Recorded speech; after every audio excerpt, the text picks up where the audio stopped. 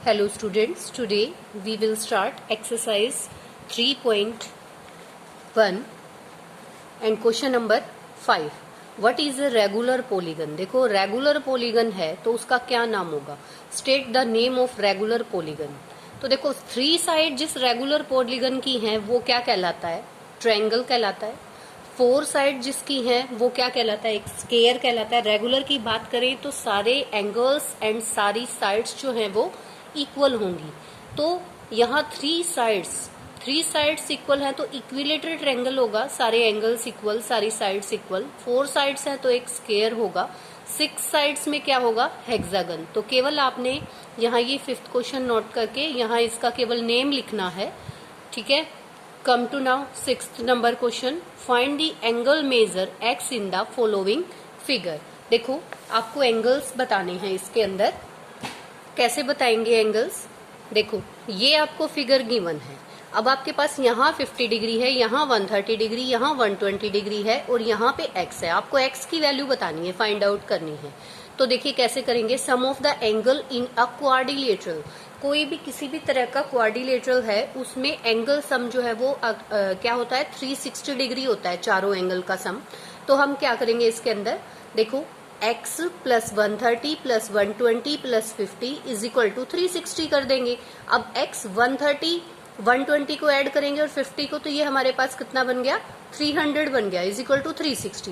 Then x is equal to 360 minus 300 degree. तो x is equal to कितना आ जाएगा? 60 डिग्री. तो ये हमारे पास x की वैल्यू फाइंड आउट हो गई है. इसका b पार्ट हमारे पास है. देखो इस तरीके से कुछ एक जो है फिगर दी हुई है इसकी. इस तरीके से इसकी फिगर दी हुई है आपको. देखो और इसमें भी वही सेम पैटर्न लगाएंगे. Sum of angles of a quadrilateral is equal to 360. x plus 90 plus 60 plus 70 is equal to 360 degree. x plus 220 is equal to 360. Then x is equal to 360 degree minus 220 degree. Then x is equal to कितना आ गया? 140 degree. अब ये figure था, यहाँ पे x था, 90 था, 60 था. आपको इस तरीके से दिया गया था. तो इसकी पहचान क्या होती है? इसकी पहचान ये होती है कि इस तरीके से जब एंगल का साइन होता है तो इट मीन्स वो 90 डिग्री का है आपके पास. ठीक है. इसका सी पार्ट देखिए. इस तरीके से आपके पास एक फिगर बना के दी हुई है. अब देखो इस फिगर के अंदर ये क्या है? आप इसको इन्हीं चारों साइड को देख के क्वाड्रिलेटरल मत समझ लेना. इसकी एक साइड ये भी है देखो, यानी 1 2 3 4 5. तो ये क्या है? एक पेंटागन है. ठीक है. तो sum of the angles in a pentagon हमने सम निकालना सीखा था ना, n-2 इंटू 180 करके. तो 5 साइड है तो 540 होगा सम. ठीक है. अब 1 2 3 4 5 इन पांचों एंगल को हम ऐड कर लेंगे. x plus 110 plus 120 degree plus 130 degree is equal to 540 degree.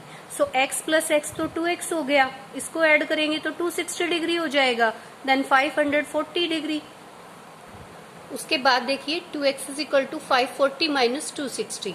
तो 2x इज इक्वल टू हमारे पास कितना आ जाएगा? 280 डिग्री. तो x की वैल्यू क्या आएगी? 280. यहाँ पे तो 2x है तो x की निकालेंगे तो क्या आ जाएगी? 2 से कैंसिल आउट होके 140 डिग्री जो है वो आंसर आ जाएगा. ठीक है. तो ये दोनों एक्सिस की वैल्यू हमारे पास आ गई है.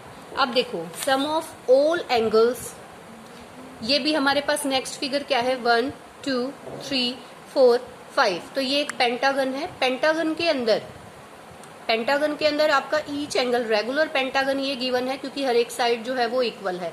तो ये सारे एंगल्स भी इक्वल होंगे. तो पेंटागन में sum of all angle in a pentagon is equal to 540 degree and each angle will be x degree. There are also x, there are also x, there are also x and there are also x. Each angle equal होता है क्योंकि. ठीक है. सो देखो ये आपके पास इस तरीके से हमने इसको ऐड कर लिया इज इक्वल टू 540 डिग्री. ठीक है. 540 डिग्री करेंगे. 5x is equal to 540, x is equal to 540 upon 5.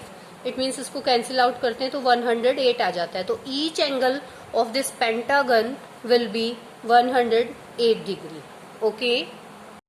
Now come to question number 7. देखो ये हमें फिगर दी हुई है. ठीक है. और इसमें x y एंड z की वैल्यू पूछी गई और ये अंदर वाले जो एंगल हैं वो दे रखे हैं आपको.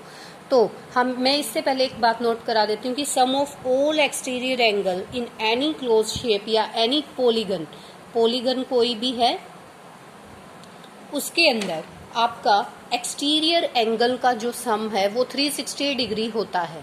ठीक है, ये बात आपको पता होनी चाहिए। अब यहाँ पूछा है find x plus Y plus Z, आपसे x plus Y plus Z की वैल्यू पूछी गई है, तो ये वैल्यू आपके पास 360 ही आनी चाहिए, क्योंकि देखो ये x, y और z जो है वो कैसा है बेटा, वो एक्सटीरियर एंगल्स हैं तीनों के तीनों, तो उन दोनों तीनों को जब ऐड करोगे तो 360 मस्ट है आपका आना।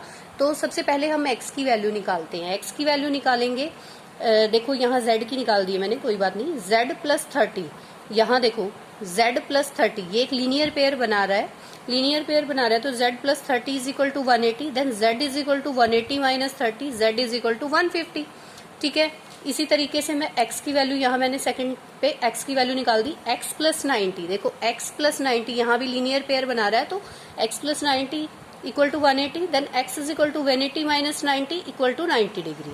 ठीक है, इन ट्रायंगल, अब ये एक ट्रायंगल है, इसमें क्या है 90 plus 30 plus sum of 3 angles is 180 degree. ठीक है, तो हम इसमें क्या करेंगे, इस तरीके से 180 डिग्री माइनस 90 प्लस जो है 30, 180 माइनस 120 इज इक्वल टू 60, तो हमारे पास y की जो वैल्यू है वो भी क्या आ गई 120, या फिर इसको भी लीनियर पेयर से जो है हम लोग कर सकते हैं, 180 में से 60 माइनस कर देंगे तो यहाँ भी आपका क्या आ जाएगा 120। तो अब देखो x plus Y plus Z को अगर हम लोग ऐड करते हैं तो 90 प्लस 120 प्लस 150, ये x की वैल्यू थी, ये y की वैल्यू थी और ये z की वैल्यू थी, तो ये आपके पास 360 आ जाएगा। देखो ये थोड़ा लंबा प्रोसीजर हो गया यहाँ से, इसको ऐसे अगर नहीं करना चाह रहे हो आप लोग, y की वैल्यू डायरेक्ट आप 180 माइनस 60 करें, लीनियर पेयर क्योंकि यहाँ भी तो बना रहा है ना, तो यहाँ आप ये यूज कर सकते हो। ठीक है,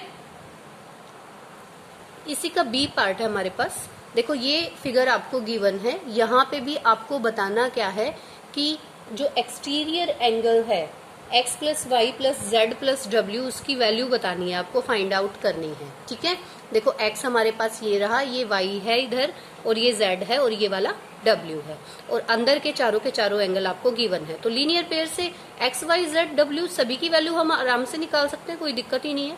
या फिर देखो क्या करेंगे, sum of angle in a quadrilateral, quadrilateral के जो सभी एंगल हैं उनका सम कितना होगा 360। ये देखो 100 हमने निकाला है, केवल आपको गिवन तो 3 ही है आपकी बुक में, ये 100 हमने निकालना है, तो 60 plus 80 plus 120 plus fourth angle is equal to 360, तो ये तीनों तो 260 के इक्वल हो गए। ठीक है, अब fourth angle is equal to 360, fourth angle कितना 360 डिग्री माइनस 260 डिग्री, तो आपके पास कितना हो जाएगा 100 डिग्री।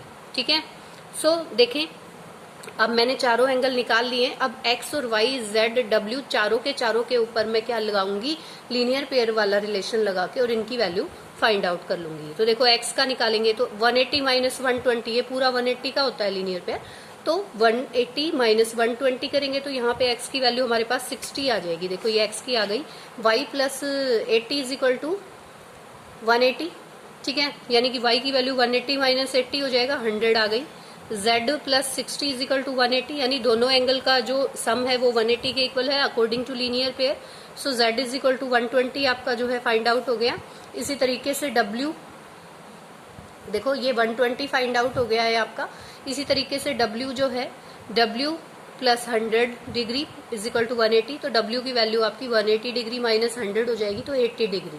तो देखो हमारे पास x की, y की, z की और w की तीनों की वैल्यू चारों की वैल्यू आ चुकी है, 60 degree plus 100 degree plus 120 degree plus 80 degree, तो इनका सम हमारे पास जो है 360 डिग्री आएगा।